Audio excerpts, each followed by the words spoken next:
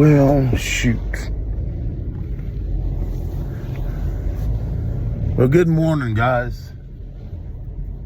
Well, I'm out working. Got you guys in my pocket, so you probably are seeing the visor right here. Well, I can't help that. I can't hold my phone and be driving at the same time. But I just wanted to talk a little bit about the status of this country and the power government has over, well, thinking every single thing. You know, I'm in the construction business and deal with air conditioning and plumbing. We do large construction projects. We service, we fabricate sheet metal ducting, and entities of the government such as OSHA, which is an offshoot of the Department of Labor, have, you know, as all government entities do, they regulate the citizens to death, the businesses to death, to where it's hard to do business. You know, I mean, you know, they safety us to death. You know, OSHA, they claim, well, we're here for the American worker, make sure that the employers are providing a safe workplace for their employees to work. I get that. But what they don't tell you is that if you have one little thing that's wrong on a project, they don't tell you that they fine companies thousands and thousands of dollars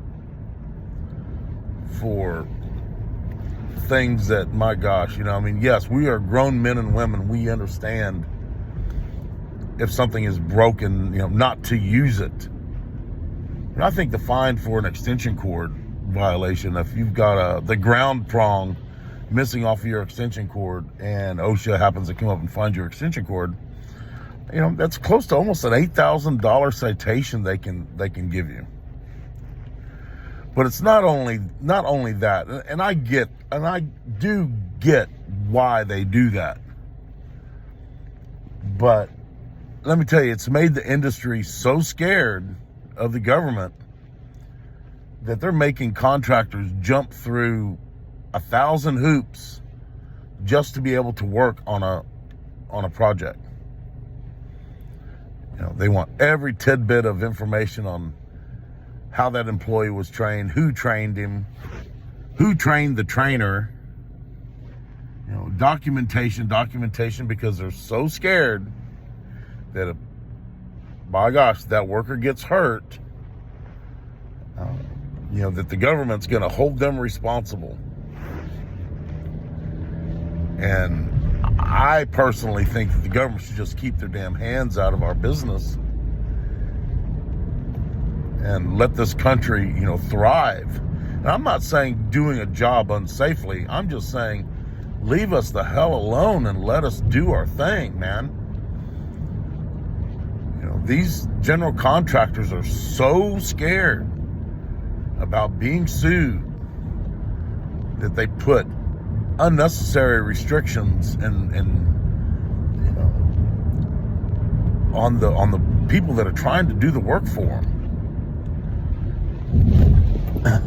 that it ends up causing the contractor who's trying to do the work, heck, thousands and thousands of dollars before they can even start work. I don't know what the answer to that is, but it's really an issue when OSHA can go up to a job site just because they want to. Not for a reason, just because it's over 80 degrees outside. And they want to talk to a couple of the workers that are on that job site to make sure that they've been trained on on heat-related illnesses. And if you don't answer their questions correctly, they can end up fining your company hundreds of thousands of dollars. Because what that's telling them, oh, well, they've never been trained. Well, maybe that worker just wasn't paying attention during the training. I mean, but, here's this, the only thing OSHA, they don't have is they don't carry guns. But that's how powerful they are. They are a federal entity. And if you refuse them coming onto their job sites, here's what they do. Say I'm a general contractor and I've got a job site, and OSHA comes up and says, hey, I see something going on your job. I need to do a job site inspection. And the general contractor says, well, no, I don't want you on my job. Government, go away. Well, OSHA will turn around and they'll go to a judge, federal judge, and get a warrant for that job site that allows them to enter. They will get the federal marshals along with them, and then they will force their way onto that job site because they have a warrant. They will walk around that job, and anything that they see that is out of whack, and of course they're going to be going over that job with a fine-tooth comb because you refuse the government. Now we're going to come in and we're going to retaliate against you, and we're going to find every single thing that's wrong on this job site, and we're going to cite you for it.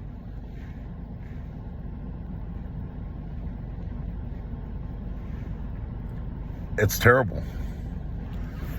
And they do that without even blinking an eye.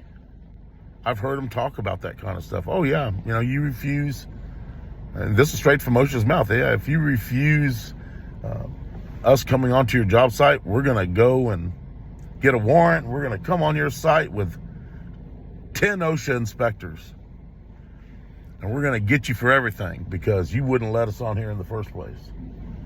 To me, that's retaliation.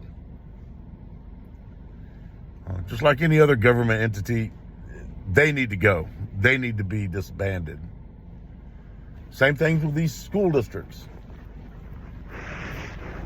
I have a rental property, and I own my own home also. And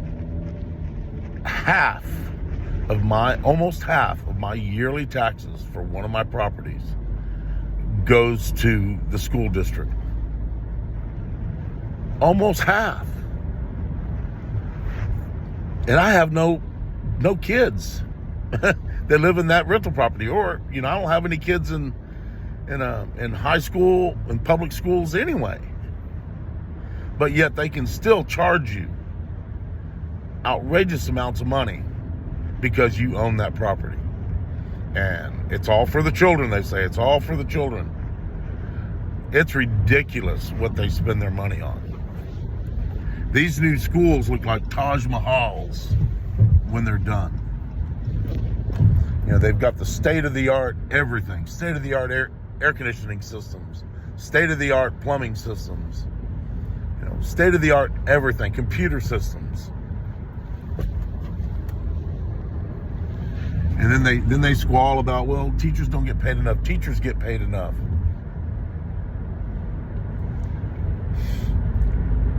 The whole system is corrupt. How do you stop it? Where does it end? Sure, write your congressman, write your representatives of your state. What good is that going to do? That's not going to stop them from taking your money.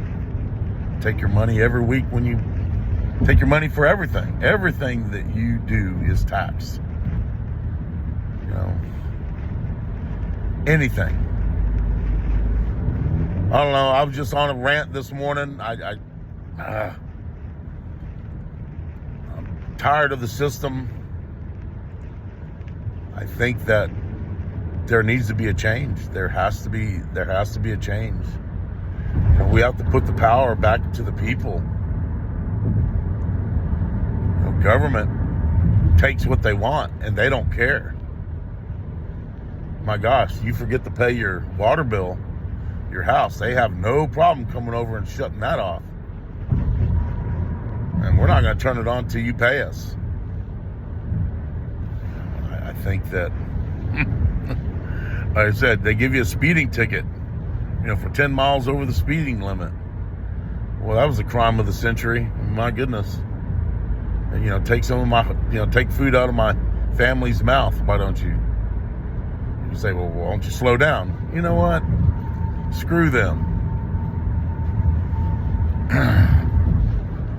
It's ridiculous.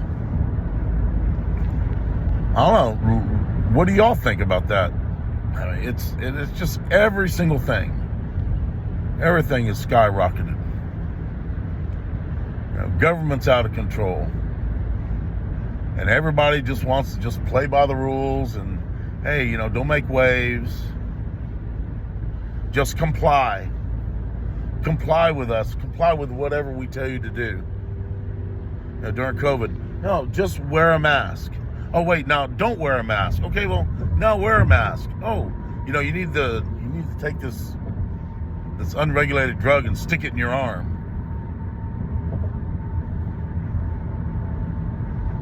And then they got OSHA involved with that. Well, companies with over 100 employees, you've got all their employees are going to have to take the jab, or they got to go take a COVID test every week at their own expense to prove that they had that, they had the test. You don't have COVID. My gosh, that was crazy. And then OSHA would fine you if you didn't keep records of all of this. And if you did comply and you didn't want to get a shot and you had to go take a test every week, then you had to wear that stupid freaking mask. And I'm so glad that got shot down. But it almost happened. And I don't know what would have happened if that would have went down. That would have been, I probably would have had to get a different job. I don't know. That was about the end of my rope when all that stuff was going on in the first place.